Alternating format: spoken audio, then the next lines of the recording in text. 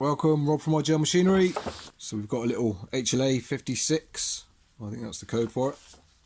Little hedge trimmer attachment. So this is in for a sharpen up and a little service.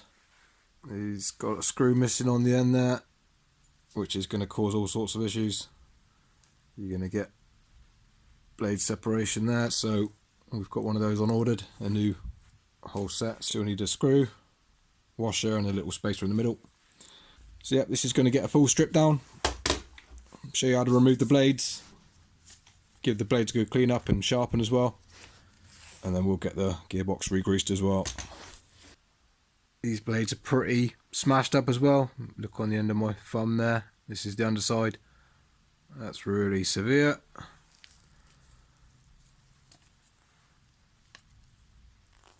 Yeah, not good at all. Yeah, so they've probably been cutting stuff far too thick for this little set of hedge trimmer blades. This is only really a little light homeowner version, so it's got the one set of teeth on the top and the bottom's an anvil style. And yeah, very small teeth, so you can't really be cutting any big stuff. This is just more for light maintenance, these bits of kit.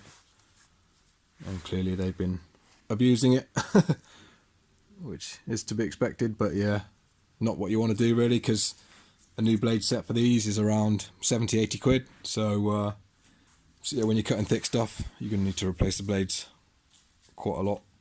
So you should have probably gone for the better version really, the 66 or something like that. Anyway, get it on its belly. T27 for these four here.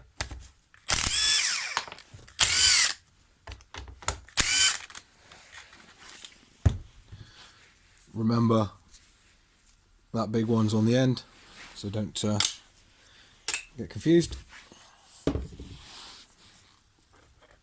We can work this up. This is obviously quite a newish bit of kit as well. You still see the fresh grease in there, and you can tell that it's not very old. So come in here, check all the gears as well. Check your drive, spiral, worm thingy, whatever you call it. Make sure everything looks good in there. A lot of times you'll see as well these bearings will be stuck on here.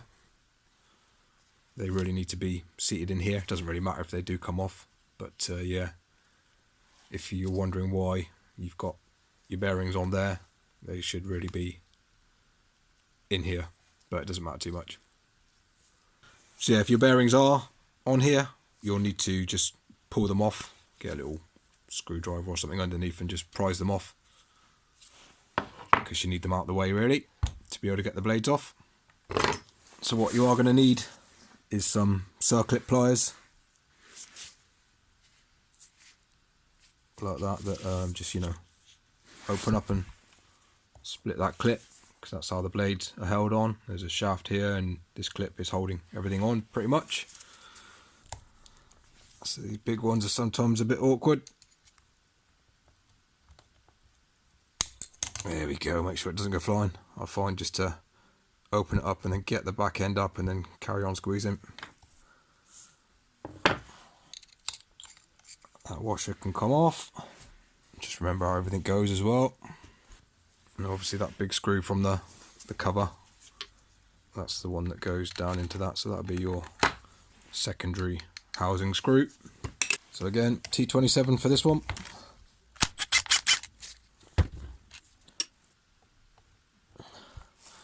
And what you can do is just rather than lifting this whole thing up, rotate the shaft by hand just so it slides off, and you don't need to take all this out. So yeah, that just lifts out anyway, so you have to worry about it too much. You can just pull the whole thing up. Again, inspect everything, make sure it's all good. Check the little bearing down in there. That'll need greasing as well.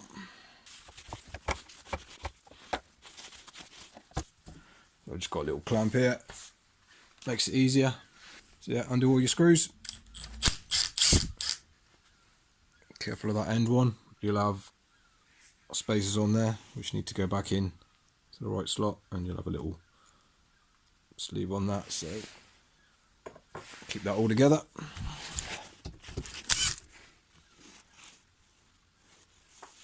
Alright, so that's everything all off. We can split our blades now, inspect everything. Happy with this bottom flat anvil bit. If you've got loads of rounded off bits on here, you can get a file or a little Dremel tool just to get a round file in, and yeah, just make that square again. But yeah, if you've got any really bad nicks, just file them off, use a Dremel or something. I've already advised the owner of these that it's going to need new blades. Yeah, these are pretty smashed. If you see all this massive dents on the underside, that's not going to cut very well at all.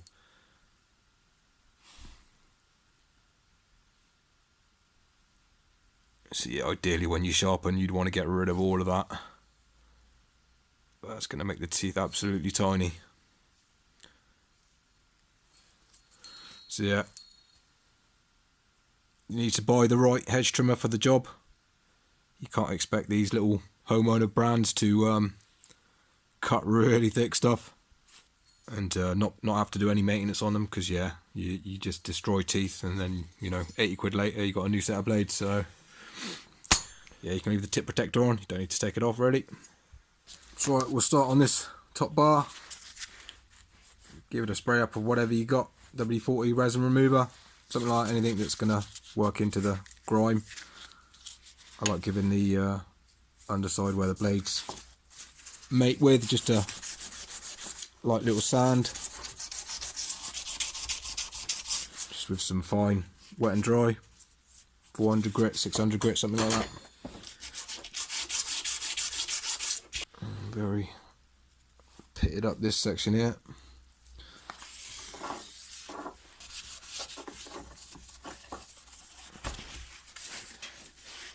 So yeah, I'm just gonna start by removing all the heavy sap and rubbish, just with a little utility blade, either a big one or a small one, work well. And then I'm going to get some resin remover on it and get them a bit cleaner.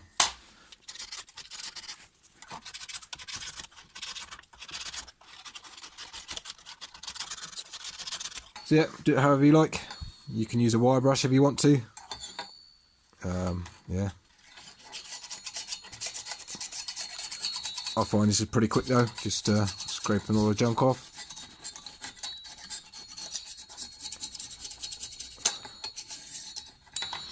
And then yeah, it does a good job.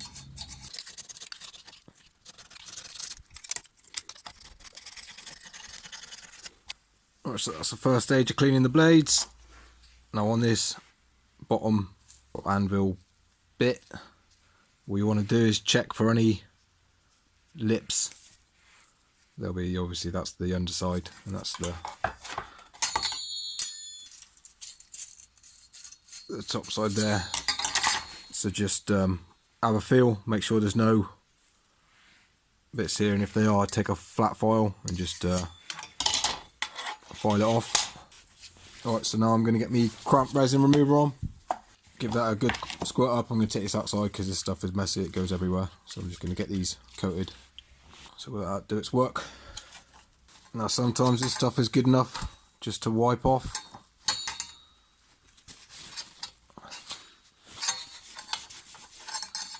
But other times you'll probably need to get a brush on it. And it's coming pretty good, to be honest.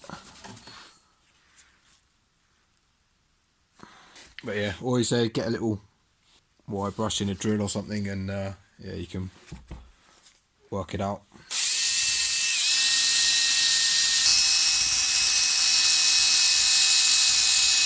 So another little step, if you've got one, if you've got a whetstone, sharpening stone that's flat, you can get this on a flat surface, the blades, and you can just dress them up.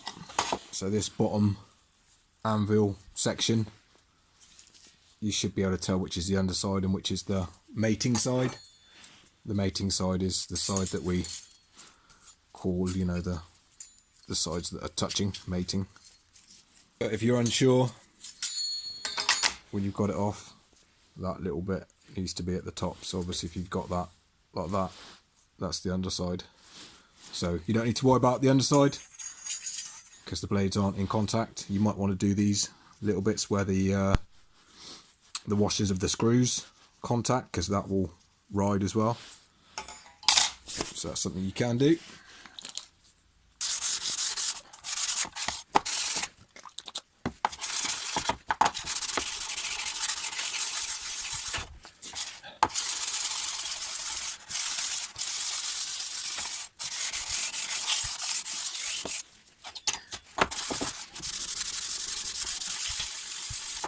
So yeah, on the underside, just concentrate on the middle.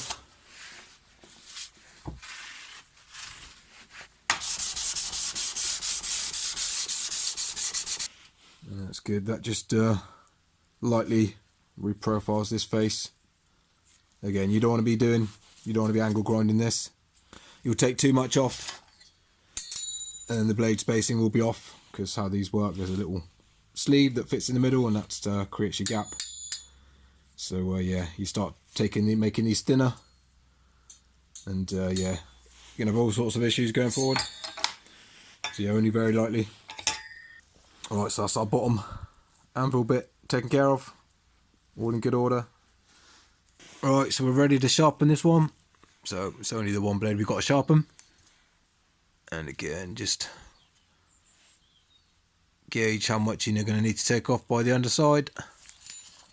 So yeah, if you looked at these from the top, you'd think, oh, that looks quite good. It looks like it's got a good edge. It doesn't look bad.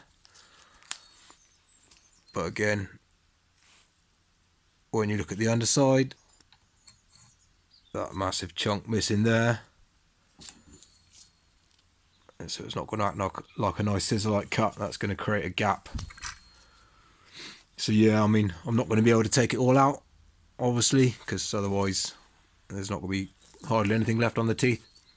So I'm going to go as far as I can, obviously, and yeah, like this one, you'd have to go a good 2 mil on that edge and 1.5 mil on that edge, and yeah, you're going to get a bit thin. But yeah, we'll go as far as we can. So I'm just going to clamp it to the end of the bench. Do it however you see fit. If you want to get it in a vise sideways, do it that way. I'm just going to use an angle grinder, because I obviously need to take quite a bit off, and I don't want to be here for ages. So yeah, we'll just get cracking with that and get these all sharp.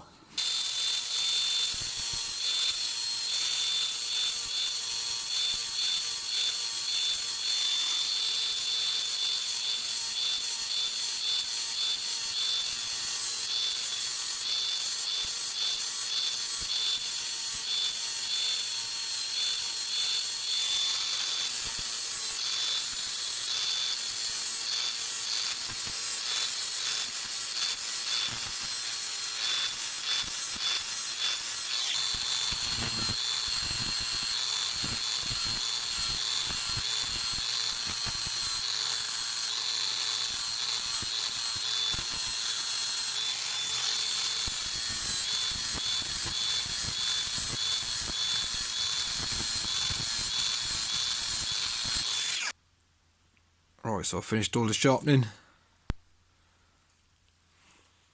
It looks pretty good on this side, but yeah, still on the back we've got some massive chunks missing, as you see there, look. So that's not going to cut perfect, that bit. We've got quite a few little burrs, which I'm probably going to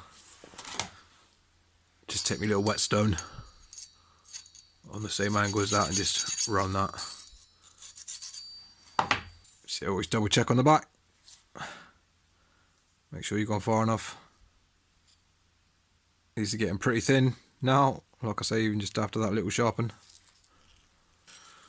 So yeah, what I'll do is I'll just rest this on here, get me whetstone just to run it over.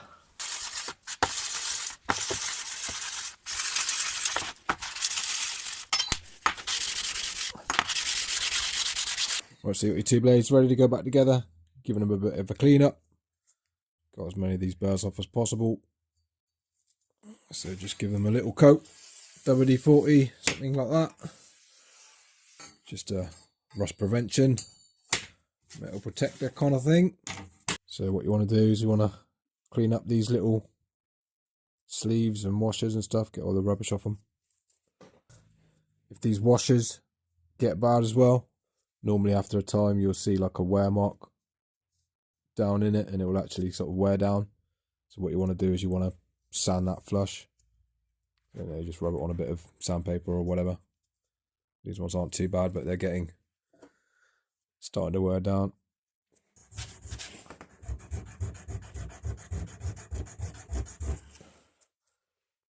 You know, just to get it back flat. Sometimes turn them over, use the other end. Not a very flat washer at all. Not very good, really. And yeah, don't tighten them down yet. No, because we were missing one at the end. I'm actually going to skip one, take one out of here and put it at the end for the time being. Just until the new one turns up. So these bits are pretty good. They've got a little lip on it, so it's a lot harder to lose them, so just sit in there. So yeah, it just goes onto that section there.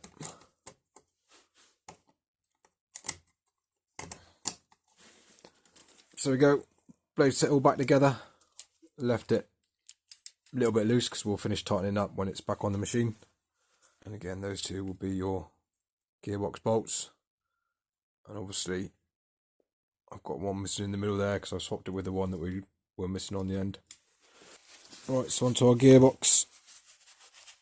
There's only the bits of rubbish in there, get that wiped out. A few little bits. This crease is pretty good though, so I don't want to get rid of all of it. So we'll get a bit of grease down onto that bearing.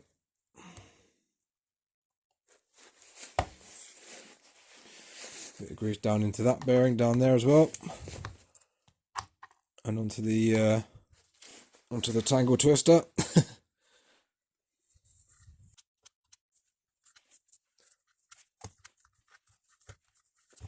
I'm surprised at how little grease it had in it actually from factory, because I'm pretty sure the bloke never greased it himself.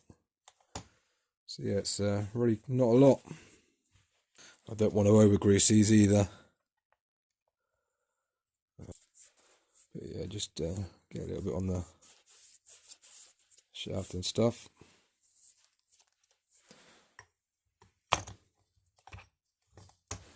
And that can get plonked back in. Right, so we can get our blades on and spin it round so you've got that little cog there facing down and the bigger one facing vertically. So yeah, what you want to do is get your blades butted up. That front edge, these two aligned. So you've got a bit of a gap down there, see? And then you should just be able to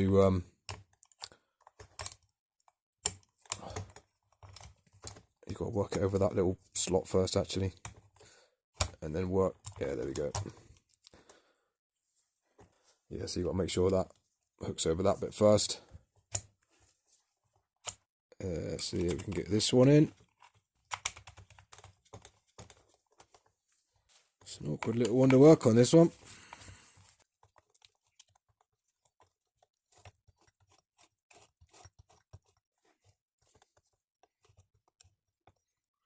Bit sloppy in there, the blades.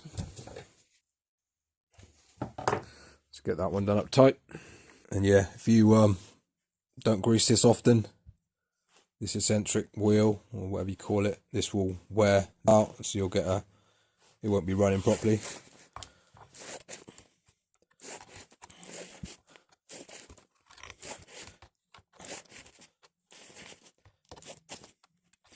A little bit more down in here.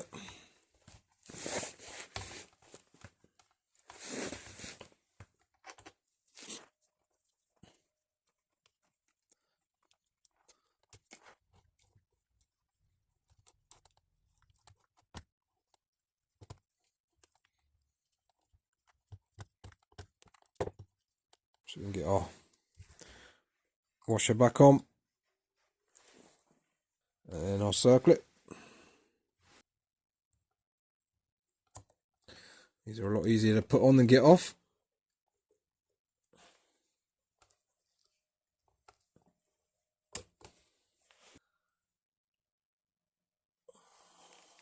So again, clean that out if it's filthy. That's got enough grease for my liking, so I'm not going to bother greasing that. Should be fine. Cover back on.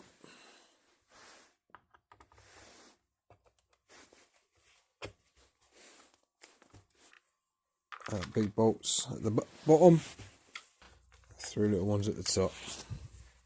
Get that done tight-ish. Don't kill it, but get it tight.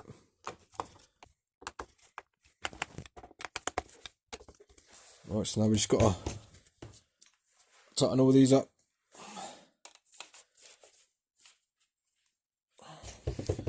Do these all up tight. The reason why I do it at the end as opposed to doing it before the blades are in the gearbox is because sometimes the alignment, if you let these blades rest and you tighten it up, they won't be perfectly on top of each other, if you know what I mean.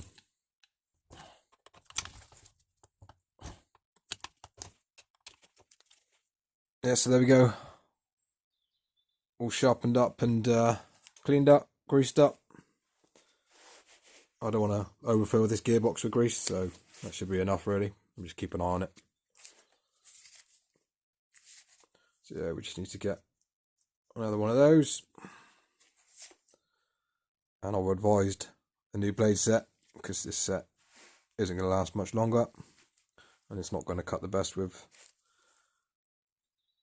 these big chunks out of it. So yeah, I hope that helped anyone with one of these.